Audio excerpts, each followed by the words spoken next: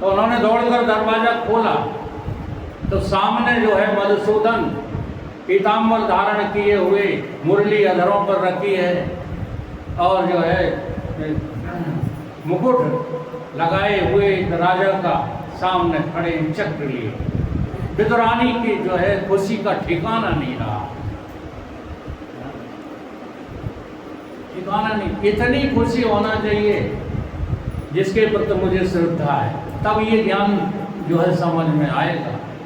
और इससे कम श्रद्धा है तो नहीं, तुम अपना ज्ञान लिए घूमते रहते, समझ में बात कैसे आएगी। तो विदुरानी ने जब उनको देखा तो बेहल हो गई, सुध बुध भूल गई, कपड़े जो ओढ़े थे वो भी भूल गई, कहीं पर कपड़े पड़े हैं कहीं कुछ पड़ा है। दौड़ करके गई, अतिथि भूखा वो भी मधुसूदन भगवान कृष्ण भूखे हैं, कहीं कुछ नहीं मिला। होता है ऐसा, आपकी परीक्षा कभी भी हो सकती है। ज़्यादा दानी बनते हो तो दान की परीक्षा हो जाएगी, ज़्यादा अतिथि सत्कारी बनते हो तो उसकी भी परीक्षा हो जाएगी। आज परीक्षा हो गई, दाना नहीं है, अन्न नहीं है घर में। दौड़कर बगीचे में गई विदुरानी, देखा केले का गुच्छा लगा हुआ है तो तुरंत केले का गुच्छा तोड़ लाई। अब केला तोड़ तोड़ के और छील छील कर बकला देती जा रही है, किसको? भगवान को। वो केला फेंकती जा रही है, वो बकलाई जो है खाते चले जा रहे हैं। वो तो सारे ब्रह्मांड का भक्षण करने वाले, वो तो कुछ भी प्रेम से खिलाओ सब खा लेते। वही नहीं, जो समझदार है, जो महान है, जिसने आत्मदर्शन किया है, वो तुम्हारे खाने पीने के पीछे थोड़ी ही फिरते हैं। तुम यदि उन्हें विष भी खिला दोगे तो वो खाने में जो है कोई एतराज नहीं करेंगे और उनको हजम भी हो जाएगा, ये भी बात सच्ची है। तो आज केले के छिलके खा रहे हैं और केला फेंक रहे हैं, तब तक आ गए। ये है प्रेम। आज मैं प्रेम की परिभाषा बता रहा हूं। तब तक विदुर जी आ गए। विदुर जी ने देखा कि ये क्या कर रही है, परमेश्वरी मधुसूदन है, ये भगवान कृष्ण है, इनको केले की जगह छिलका खिला रही। दौड़ के गए, एक केला उठाया और केला को छील करके भगवान के हाथ में केला थमा दिया, छिलका फेंक दिया। भगवान ने केला खाया तो, लेकिन बोले विदुर जी ये तो अटक रहा है। विदुर जी ने कहा देखो क्या तुम्हारी अकल है कि उन्हें की अकल की बात नहीं ना, यहाँ तो दिल की बात है। हाँ? जब हमारा दिल नहीं लगा है तुम्हारे केले में तो वो अटके गई। हाँ? तुम्हारी बुद्धि ज़्यादा, इसलिए हम इनको टोकते रहते हैं कि ज़्यादा बुद्धिमान मत बना करो। ये प्रेम का पथ बुद्धिमानों का नहीं है, ये तो दिल वालों का पथ है। यहाँ तुम्हारा दिल जितना उदार होगा उतना ही तुम्हारा प्रेम जो है प्रकट होने लगेगा। तो तुम्हारी बुद्धिमानी मेरे गले अटक रही है, लेकिन विदुरानी का प्रेम तो इतना सॉल्यूशन बन के जा रहा है कि हम तृप्त ही नहीं हो रहे, चाहे जितने छिलके खा जाएं। ये है प्रेम की परिभाषा। है प्रेम जगत में सार और कछु सार नहीं। एक जगदीश जैसे सेठ जी थे,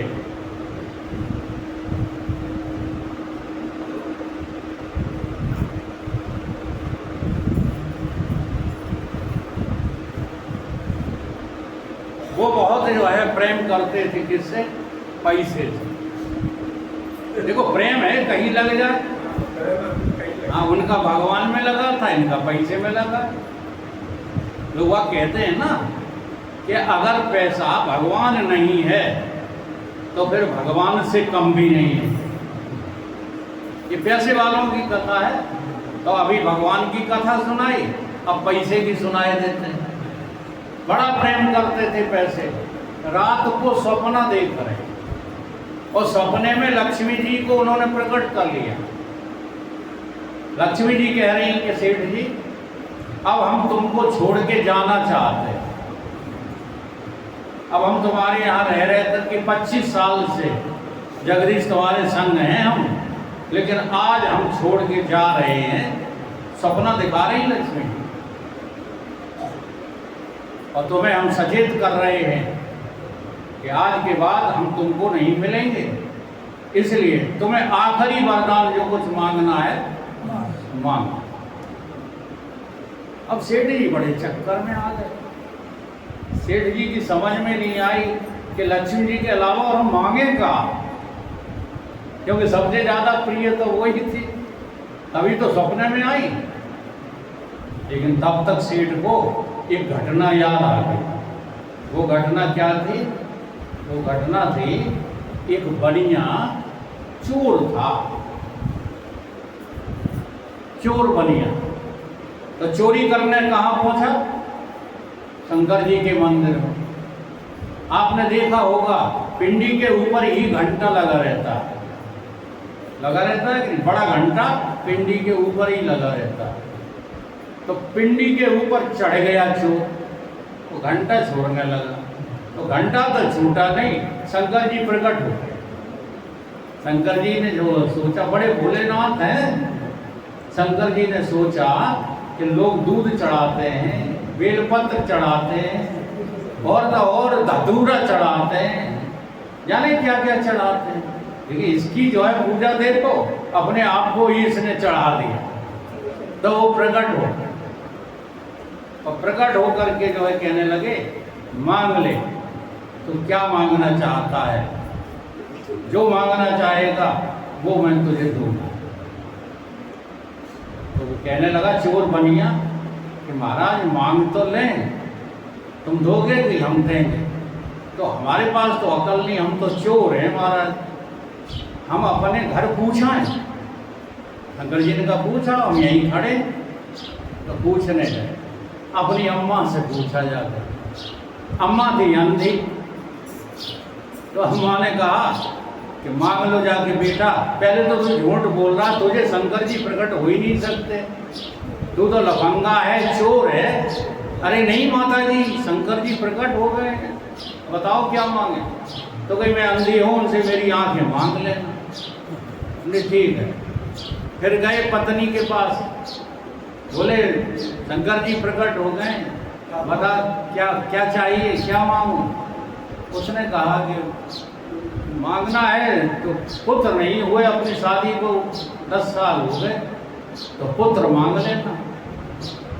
मैंने सोची ये सब मतलब ही हैं, अपने अपने मतलब की नहीं मांग रहे, हमारे तो जो मन में आएगा वो मांग। लौट करके गए। अब देखो चोर की जो है, वो भी चोर और ऊपर से बनिया। बनिया जानते हो कितना चतुर होता है? एक जगह बनिया खड़ा था और वहाँ लिखा था, देश के सच्चे नागरिक बनिए। अब देखो सरकार ने तो क्या लिखा है, देश के सच्चे नागरिक बनिए, और उसने जो है क्या प्रचार किया, देश के सच्चे नागरिक बनिए ही हैं। अर्थ का अनर्थ कर दिया कि नहीं? ऐसे ही ये तुमको कपड़ा खरीदने जाओ बाजार में, सोना खरीदने जाओ बाजार में, ऐसे ही घुमा देते हैं ये। तो ये बनिए, ये कभी बिगड़ते नहीं है, ये बनते ही है, इसलिए इनकी बुद्धि का नाम बनिया बुद्धि। तो उसने भी अपनी बुद्धि लड़ाई, भगवान शंकर से क्या बोला? भगवान शंकर से बोला कि हमारी माता जी सोने के कटोरे में, सोने के कटोरे में वो अपने जो है पूत नहीं सॉरी पंथी को, हमारी माता जी सोने के कटोरे में अपने पंथी को और खीर खाते हुए देखें, ये वरदान दो। शंकर जी समझ गए कि ये बनिया है, बनिया के अलावा कोई हो ही नहीं सकता। सारी की सारी बातें एक ही जो है वाक्य में उन्होंने मांग ली। एवं मस्त ये कथा याद आ गई किसको? उस सेठ को, जिसको लक्ष्मी जी कह रही हैं। क्या कह रही हैं? कि मांग लो, हम आज जा रहे हैं। तो सेठ ने कहा लक्ष्मी जी से कि हे महारानी, मुझे थोड़ा 1 घंटे का समय दे दो। उसी पैटर्न पर। उन्होंने कहा ठीक है, दिया तुमको समय, जाओ कहाँ जाना चाहते। तो गए वे जो है, उसके जो है 4 कौन थी बहुएं, सेठ के 4 बहुएं। बड़ी बहू से कहा जाके कि लक्ष्मी जी जो है अवतरित हो गई हैं, हमारे सामने प्रकट हो गई हैं, बताओ क्या मांगे बहू। बहू ने कहा जब लक्ष्मी जी आई गई हैं तो अमेरिका में, चीन में, जापान में जितना सोना है सारा मांग लो, जब मांग नहीं है। ठीक है, तो उन्होंने कही ठीक है। दूसरी बहू से पूछा, 2 नंबर वाले से, माने कि ये तो पागल है, सोना होना क्या करोगे, इनसे कोई जो आमदनी होने वाली नहीं है, बल्कि छिपाने के लिए और 10-20 गार्ड का खर्चा और करना पड़ेगा। तो कहीं क्या मांगे, जैसे आमदनी हो रही है। आजकल आमदनी का साधन है कौन, डॉक्टरी विभाग, अस्पताल। तो उन्होंने कहा कि 100 खंड अस्पताल मांग लो, हाँ उसमें जो है 1000 खंड डॉक्टरों की ड्यूटी लगा देना, काम चलता रहेगा, मौज ही मौज रहेगी। अब तीसरी बहू के पास गई, उन्होंने कहा इन सब बातों में क्या रखा है, डॉक्टरी मांगना और ये मांगना वो मांगना, ये कुछ मत मांगो। तो कहीं क्या मांगो। तीसरे बहू ने जो कहा वो क्या मांगो, कहीं ये मांगो कि जब हम जो है संकल्प करें तब सो बात हो जाए। ये तीनों ने सलाह दी। चौथी बहू के पास गए, वो बड़ी ही संस्कारित बहू थी। जी हाँ, ये इस बात का सबक है कि जो अच्छी और धर्म की अनुकूल बात करे, फिर वो कितनी भी गरीब हो, ठीक है, और कितनी भी शरीर से कमज़ोर हो, कितनी भी बुद्धू हो, हमेशा उसी का कहना मानना जो धर्म के अनुकूल बात करे। पिताजी ये सब कुछ मत मांगना। छोटी वाली ने कहा तुम तो केवल ये मांग लेना कि हमारे घर में, हमारे पड़ोस में, हमारे सर्वत्र चारों तरफ प्रेम ही प्रेम रहे, प्रेम के अलावा और कुछ ना। ये बात कुछ सेठ को जमी तो नहीं, लेकिन वो छोटी बहू की बात का आदर करता था, इसलिए प्रेम में बड़ी ताकत। रामायण पढ़ती थी तो राम, लक्ष्मण, भरत, शत्रुघ्न का प्रेम देखा था, और भी अनेक कथाएं पढ़ती थी। देखो एक कथा हम आपको बताएं, और छोटी सी, बहुत जरूरी है, प्रेम करना सीखो। 2 भाई थे, दोनों में बंटवारा हो गया। समाज करा देता है, तुम ना करना चाहो तो समाज ऐसी जो है बातें प्रस्तुत करेगा कि बंटवारा करना ही पड़ेगा। तो दोनों भाई बेरुखी मन से राजी हो गए, सारा सामान इकट्ठा रख दिया गया। सब सामान जितने भी कागज, पोस्ती पत्रा, जमीन के, मकान के, सब सामान इकट्ठा रख दिया। बड़ा भाई ने सब सामान इकट्ठा रख दिया और छोटा भाई के सामने जाकर के बैठ गया अलग कुर्सी डाल। तो पंच ने कहा कि बांटो। छोटे भाई ने कहा बंटवारा तो हो गया। ने कहा कहाँ हो गया बंटवारा, अभी सभी सामान तो जहाँ का तहाँ रखा है। अरे पंच साहब बंटवारा हो गया। कि कैसे गए, हम समझ गए हमारा भाई ने हमारा बंटवारा कर दिया। कि कैसे, कि भाई साहब ये कह रहे हैं एक तरफ ये जायदाद है और एक तरफ हम हैं, बोल तू क्या चाहता है, जायदाद चाहता है या मुझे चाहता है। तो छोटे भाई ने कहा मैं तो अपने भाई को चाहता हूँ, आग लगा दो ऐसी जायदाद। ये होता है प्रेम। तो ऐसा प्रेम था कि नहीं, राम लक्ष्मण भरत शत्रुघ्न। हम रामायण पढ़ते हैं तो भाई भाई के दुश्मन बने हुए, यानी कैसी रामायण पढ़ते हैं, भागवत पढ़ते हैं और भाई भाई से दुश्मनी करते हैं। ऐसा कोई ग्रंथ नहीं है जहाँ पर प्रेम की परिभाषा न समझाई गई हो, परंतु आचार्य लोग इन परिभाषाओं को तो बात तक नहीं करते, वो जाने क्या क्या जो है समझाते रहते हैं। तो सेठ गया और सेठ ने लक्ष्मी जी से कहा कि हमें कुछ नहीं, हमें तो प्रेम चाहिए, हमारे परिवार में प्रेम बना रहे, हमारे घर में प्रेम बना रहे। तो लक्ष्मी जी ने कहा कि अब तो हम भी नहीं जाएंगे। सिर्फ ध्यान दो, हम भी नहीं जाएंगे। तो उसने कहा तुम तो जा रही थी, आज फाइनल निर्णय था। बोले नहीं, जहाँ प्रेम होता है वहीं तो हम होते हैं। जहाँ सुमति तहाँ संपत्ति नाना, और जहाँ कुमति तहाँ विपत्ति निधाना। इसलिए है प्रेम जगत में सार और कछु सार नहीं। मन कर ले आत्मा से प्यार, दूसरा कोई प्यार। ये प्रेम नगर का पंथ बड़ा मुश्किल भी है, आसान भी है। प्रेम नगर का पंथ बड़ा मुश्किल भी है, आसान भी है। ये प्रेम नगर का पंथ बड़ा मुश्किल भी है, आसान भी है। ये प्रेम नगर का पंथ बड़ा मुश्किल भी है, आसान भी है। इस पूंछे में आने वाला, इस पूंछे में आने वाला दाना भी है नादान भी है। भी है, नादान भी है। इस पूंछे में आने वाला, इस पूंछे में आने वाला दाना भी है नादान भी है।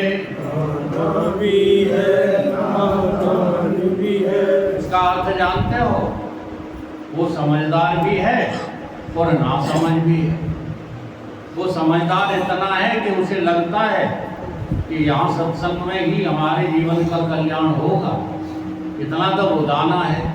और नादान इतना है कि जो गुरुदेव बात करते हैं वो अभी मेरी समझ में नहीं आ रही। इस ऊंचे में आने वाला, इस पूंछे में आने वाला दाना भी है नादान भी है। दाना भी है, नादान भी है। ये प्रेम नगर का पंथ बड़ा, ये प्रेम नगर का पंथ बड़ा मुश्किल भी है, आसान भी है।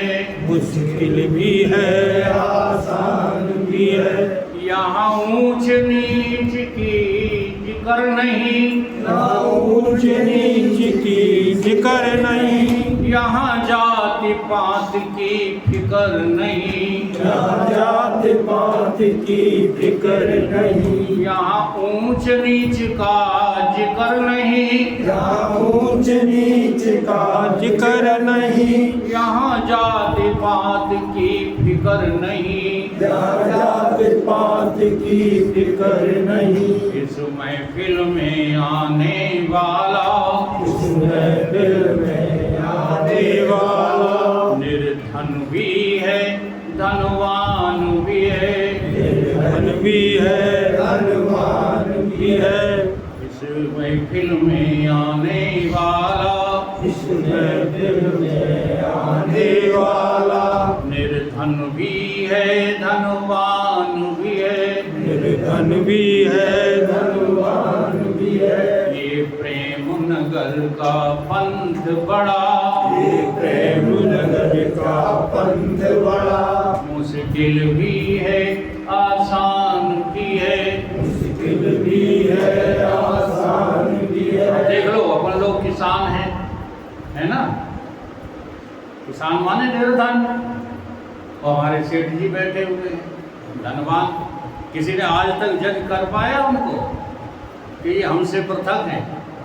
कितने घुले मिले हैं? नहीं, बाजार में देखो जाकर के, जिस बनिया ने 2-4 लाख रुपए कमा लिए ना, वो सीधे मुंह तुमसे बात नहीं करेगा।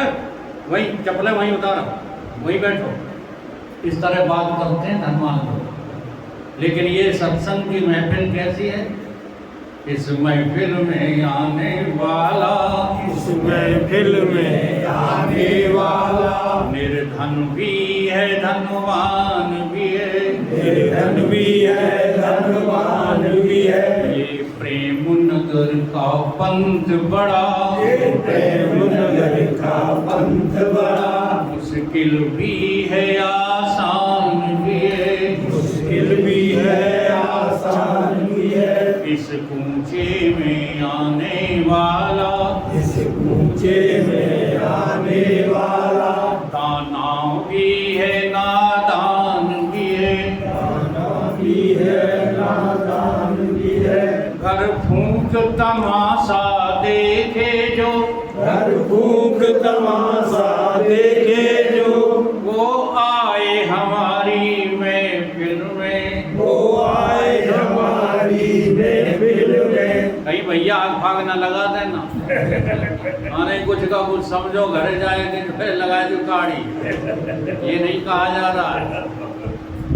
ये वो बात कही जा रही जो कबीर बाबा कहते हैं, कबीरा खड़ा बाजार में और मांगत सबकी खैर, ना काहू सो दोस्ती ना काहू सो पैर। वो कबीरा खड़ा बाजार में वो लिए लकुटिया हाथ, जो घर फूके अपना तो चले हमारे साथ साथ। कौन सा घर?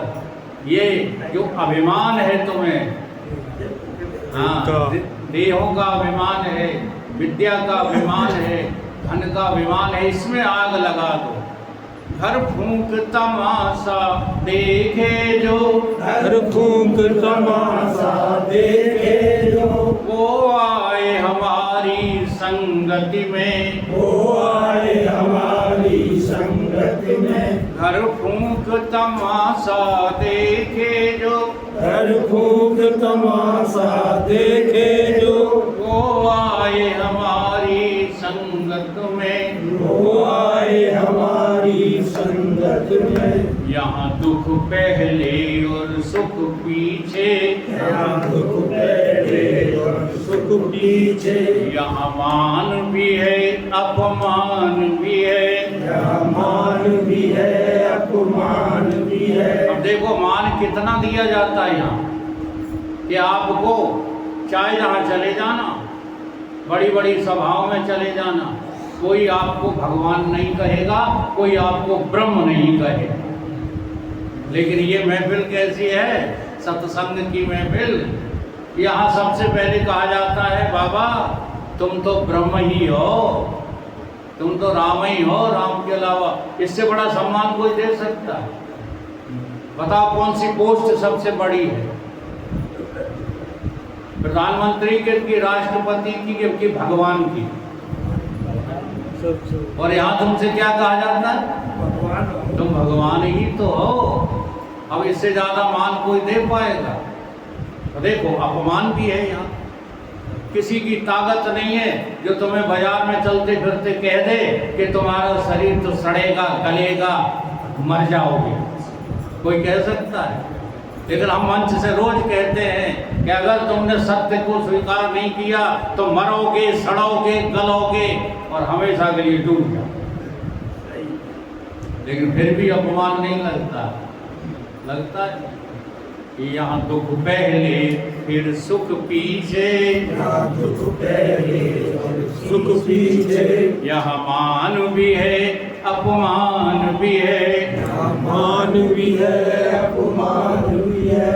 ये प्रेम नगर का पंथ बड़ा, ये प्रेम नगर का पंथ बड़ा, मुश्किल भी है आसान भी है, मुश्किल भी है आसान भी है। इस ऊंचे में आने वाला, इस ऊंचे में आने वाला, दाना भी है नादान भी है। दाना भी है नादान भी है। ऐसा कोई अवतार नहीं है जिसमें इस प्रेम को सिद्ध करने के लिए भगवान ने अपने जो है ऊपर से ऊपर की सत्ता का त्याग करके यहाँ विद्रानी के छिलके खाए, तो द्वापर में जा करके जो है वो त्रेता में जाकर के गिलनी के जूठे पेड़ खाए और आदिवासियों के साथ जो है अपना समय व्यतीत किया।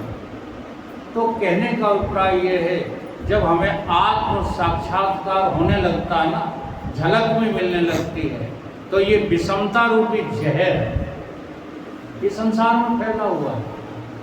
आज जितना भी जो है आज लोग नफरत कर रहे हैं एक दूसरे से, वो विषमता के कारण। एक बार तुम सामने वाले को अपना आत्मा देख करके बात करो, फिर तुम्हारी लड़ाई हो जाए तो उनसे बात कर लो। लेकिन तुम देखते ही अपने को बड़ा उनको छोटा। हर आदमी देखता है, छोटे वाले भी देखते हैं, हमें लगते नहीं है बड़े बड़े आदमी को ये देखते ये नहीं देख पाते कि जो हम हैं सोई वो है, जो वो है सोई हम हैं। भाई खाने पीने चलने फिरने पहनने ओढ़ने में फर्क हो सकता है, लेकिन जो सच्चा आत्म तत्व है उसमें क्या बताओ भिन्नता है? कोई भिन्नता है तो कम से कम विश्वास ही कर लो। अगर जान नहीं पा रहे हो अभी अपने को आत्मा, तो हम आत्मा हैं, सारा जगत मेरी ही आत्मा है। भगवान ने कहा है गीता में, भगवान कहते हैं हम आर्त भक्तों से जो है प्रेम नहीं करते, देते हम सब कुछ है उनको, वे रिड़ियाएंगे गिनियाएंगे, हमें देना पड़ता है। ठीक है, हम स्वार्थी अर्थार्थी भक्तों से प्यार नहीं करते, वे पूजा तिलक करते हैं उसका वो फल पा लेते हैं। हमें पहले थोड़े बहुत जिज्ञासु प्रिय हैं और बाद में तो हमको आत्मा, आत्मज्ञानी तो मेरी खुद आत्मा ही है। इसलिए जो आत्मा के विषय में विश्वास भी कर लेते हैं, भगवान उनके पीछे पड़ जाता है, उनको तो अपने में बुला के ही रहता है। बोलिए सतगुरुदेव।